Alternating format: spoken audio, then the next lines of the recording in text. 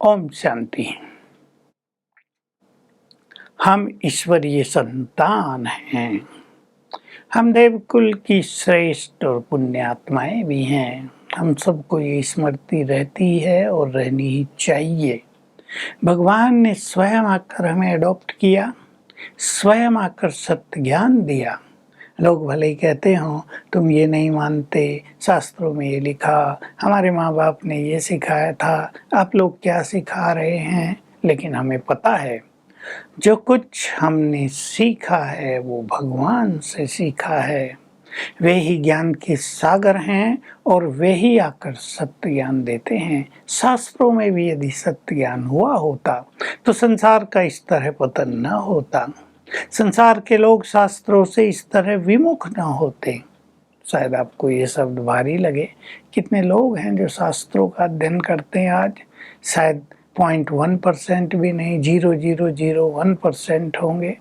कोई ने रामायण पढ़ ली, कोई मुश्किल से गीता पढ़ेगा, केवल पाठ करेंगे, रामायण का पाठ होता रहेगा, भागवत सप्ताह होता रहेगा। लेकिन कितने लोग हैं जो उन चीज़ों को जीवन में अपनाते हैं? अपनाते नहीं तो गिरावट होती जाती है, अपनाएंगे तो धर्म सशक्त होगा। और ब्रह्मा कुमार कुमारियों को स्वयं भगवान ने आकर राजयोग सिखाया। मेरे से कैसे कनेक्ट होकर शक्तियाँ लो, तब तुम इन चीज़ों को जीवन में धारण कर सकोगे। तो अनेक लोग इस सत्य ज्ञान को, पवित्रता को, सहनशीलता को, संतुष्टता को, क्रोध मुक्त स्थिति को जीवन में धारण कर रहे हैं। तो हम सभी ध्यान दें, हम पुण्य आत्माएं हैं, हमसे कोई सूक्ष्म पाप न हो। बहुत अटेंशन की जरूरत है और जरूरत है हमारे आचरण और हमारा उच्चारण ब्रह्मा बाबा जैसा हो। ब्रह्मा बाबा जो महान तपस्वी बने, जिनके तन में स्वयं निराकार परमात्मा ने प्रवेश करके अपने दिव्य कार्य संपन्न किए हैं, हम उनकी संतान हैं। तो उनके अनुरूप ही हमारा आचरण हो, मैनर्स हो, हमारा व्यवहार हो और उच्चारण। मुख से जो कुछ हम वचन बोलते हैं वे भी बहुत सुंदर होने चाहिए। ब्रह्मा बाबा की एक दो बात सुना दें। वे बाप थे, सर्व के पिता। एक है परम पिता, निराकार आत्माओं का पिता, वो है मनुष्य सिजरे के पिता, ग्रेट ग्रेट ग्रैंडफादर। हम देखते थे, बहुतों ने देखा, कोई गलत व्यवहार करता है, कोई आपस में गलत व्यवहार करता है, टकराव में आता है, एक दूसरे से थोड़ी बहुत लड़ाई कर लेता है। बाबा उसे बहुत प्यार से समझाते थे, बच्चे ऐसा नहीं करना है, तुम महान आत्माएं हो, तुम भगवान के बच्चे हो, तुम्हें क्रोध नहीं करना है। और एक अंदर में भावना रखते थे कि ये बच्चा, ये आत्मा अवश्य सुधर जाएगा, संभल जाएगा, और बहुत अच्छा इफेक्ट होता रहा। ऐसे ऐसे भी लोग देखे जो निरंतर क्रोध के वश रहे, कई कई सालों तक रहे। उन्हें बाबा प्यार भरी दृष्टि देते थे, कभी उनसे गलत शब्दों का उच्चारण नहीं करते थे।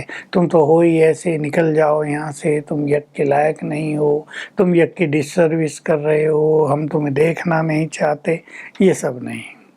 बहुत अच्छा व्यवहार, बहुत प्यार भरी मीठी दृष्टि, बहुत शुभ भावनाएं कि यही बदलने हैं, इन्हें ही विश्व का कल्याण करना है।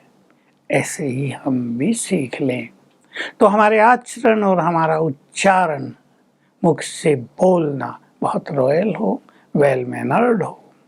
हम इस पर बहुत ध्यान देंगे। बाबा ने हमें सवेरे से और रात तक के लिए क्या संकल्प करें उसकी भी आज्ञा दी है, कैसी हमारी दिनचर्या हो उसकी भी आज्ञा दी है। तो जो शिव बाबा के आज्ञाकारी और वफादार बच्चे बनते हैं वही राजा बन जाते हैं। आगे चलकर स्वर्ग में राजाई उन्हें प्राप्त हो जाती है। आज्ञाएं बाबा की बहुत सारी हैं। विकारों को जीतने की आज्ञा भी है, तो निरंतर मुझे याद करो, ये आज्ञा भी है। ये तो बड़ी आज्ञाएं हैं दोनों, और इसमें कुछ आत्माएं तो सफल हो ही जाती हैं, विकारों को तो बहुत लोग जीत ही लेते हैं, लेकिन विशेष रूप से हम थोड़ी आज्ञाओं पर ध्यान दिलाएं आपका, और आप इन आज्ञाओं को अवश्य पालन करते होंगे, नहीं करते तो और इन पर जरा स्ट्रिक्टली पालन करें, तो इससे जीवन में बहुत अच्छे अनुभव होंगे। पहला है सवेरे उठकर योग युक्त होने का। कई लोग उठते नहीं, कई लोग उठ जाते हैं। न उठना तो खराब बात है, उठ के प्रभु मिलन करें, थोड़ा भी हो उसका भी फायदा होगा, लेकिन उठकर बहुत अच्छा योग अभ्यास हो, उठकर सोल कॉन्शियसनेस की प्रैक्टिस हो, उठकर आत्मा चेतन होकर परमधाम में अपने बाबा के पास, शिव बाबा के पास जाकर बैठ जाए निराकारी स्थिति में, ये ईश्वरीय आज्ञा है। मन के सारे बोझ मुझे दे दो, ये ईश्वरीय आज्ञा, तुम हल्के हो जाओ।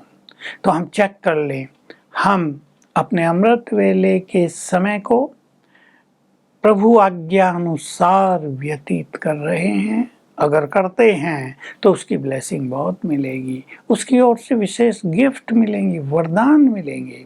कभी निर्विघ्न जीवन जीने का वरदान मिल जाएगा, कभी निरोग होने की दृष्टि मिल जाएगी, कभी निर्विघ्न होने का आशीर्वाद मिल जाएगा। करके देखें, ये बहुतों के अनुभव हैं। दूसरी आज्ञा जो बहुत इम्पोर्टेंट है, मुरली की। मुरली अर्थात ईश्वरीय महावाक्य। सवेरे सवेरे जब हम ईश्वरीय महावाक्य सुनते हैं तो जैसे आत्मा जागृत हो जाती है। कोई सोया हुआ मनुष्य और उसको जगा दिया जाए, भूख लगी हो, स्नान करे, भोजन खाए, हम भी जग जाते हैं। रोज सवेरे हमारे विचार महान बन जाते हैं, विचार बदल जाते हैं। इसलिए भगवान के महावाक्य हैं, जिसका शिव बाबा से प्यार होगा उसका उसके महावाक्यों से, मुरली से अवश्य प्यार होगा।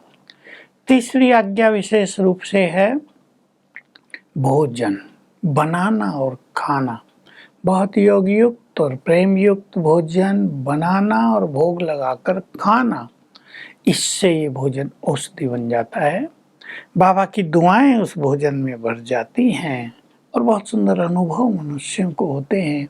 कई लोगों ने भोजन के द्वारा अपने रोगों को ठीक कर लिया है, लेकिन ये थोड़ा मेहनत का काम होता है। जब मनुष्य भोजन बनाता है तो व्यस्त हो जाता है, ये करूं ये करूं ये करूं, लेकिन अपने को संभालते हुए कोई अच्छे गीत बजा लें, अच्छी क्लास सुन लें और बहुत अच्छे वाइब्रेशंस में भोजन बनाएं। चौथी आज्ञा सोने से पहले की, बहुत इम्पोर्टेंट समय होता है सोने से पहले। इसलिए जिनको श्रेष्ठ पुरुषार्थ करना है, सोने से आधा घंटा पहले कामकाज भी बंद और मोबाइल भी स्विच ऑफ, और 5 स्वरूपों का अच्छा अभ्यास करके कोई मुरली पढ़ सकें तो बहुत अच्छा रहेगा।